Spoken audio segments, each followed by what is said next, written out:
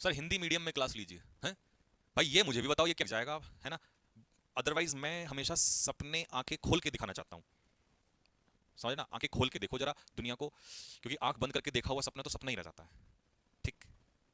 हिंदी के पीछे इतने पागल ना हो दोस्त कि मेंस जैसे एग्जाम में बैठने से रूह कांप उठे, समझ रहे हो। जितनी हिंदी का इस्तेमाल मैं कर रहा होता हूँ ना क्लास में, अगर इससे निचले स्तर पे आ गया तो फिर एक कक्षा बन के रह जाएगी, पेपर के लिहाज से कुछ ना कर पाओगे।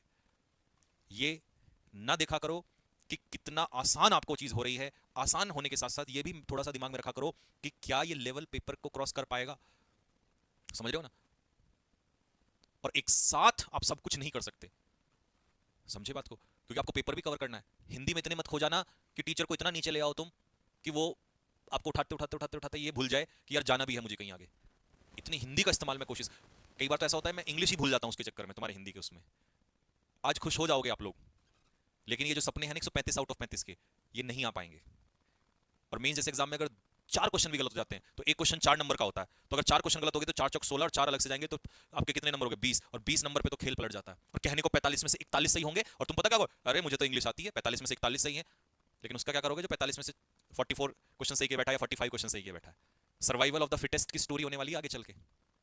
डिसाइड तुम कर लो कि अंग्रेजी के नाम पे खुश होना है कि मेरे मैंने इंग्लिश पढ़, क्या इंग्लिश पढ़ रहे हो ये भी सोच लिया करो पहले।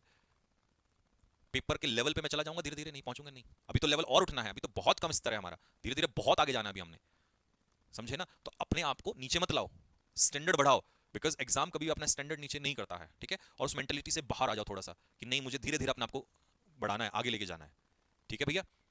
मेरी बातें स्टार्टिंग में बड़ी कड़वी लगती हैं और कई बच्चे नाराज भी हो जाते हैं, बट एक समय आता है जब बच्चा पेपर दे के आता है फिर उसको वो बात सब तब समझ में आती है कि यार हाँ उस आदमी ने वो बात बिल्कुल सही बोली थी। क्योंकि मुझे ऐसा लगता है कल बुरा बनने से अच्छा आज बुरा बन लो, लेकिन कल जब आंखें खुलेंगी तो आदमी खुद आके बोलेगा कि यार बात तो सही बोली थी, ठीक है।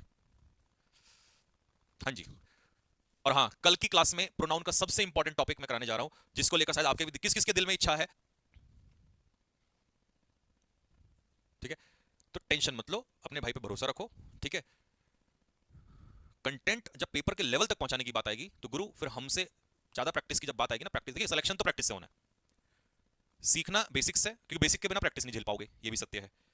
और प्रैक्टिस के बिना सिलेक्शन नहीं होना, ये सबसे बड़ा सत्य है। तो इसीलिए दोस्त, प्रैक्टिस की जब बात आती है और जब हम मैदान में उतरते हैं तो उस समय हमसे ज्यादा प्रैक्टिस कौन ही कराता है, ये 2024 में सब जान चुके हैं इस बात को। अगर एमटीएस की क्लासेस में आप रहे हो तो नाम एमटीएस का था, नाम एमटीएस तो बदनाम था, हमने तो जो कंटेंट का लेवल है वो सीजीएल को भी बीट किया उस समय पर। हमारे उन क्लासेस को तो सीजीएल प्री दे, बच्चों ने सीजीएल प्री दिया पढ़ के, सीजीएल मेंस में पढ़ के गए बच्चे। ये 135 में से 135 वाला जो बच्चा ये मेंस दे के आ गए हैं, अभी सीजीएल मेंस सीपीओ मेंस के लिए बच्चे पढ़ रहे हैं। तो आप टेंशन मत लो, विश्वास रखो बस, ठीक है। बस आप मेहनत करते रहो, ठीक है भाई लोगों। तो कल मिलते हैं आप लोगों से सेम टाइम पे, तब तक के लिए बस ऐसे ही हंसते रहिए, मुस्कुराते रहिए, पढ़ते रहिए, है ना। और मैं सो जाता हूँ, मुझे नींद आ रही बहुत तेजी से, आई एम डॉग टायर्ड। बताओ इस ईडियम का मतलब बताओ डॉग टायर्ड का कमेंट बॉक्स में, ठीक है। तो कल मिलते हैं, तब तक के लिए सभी को जय हिंद।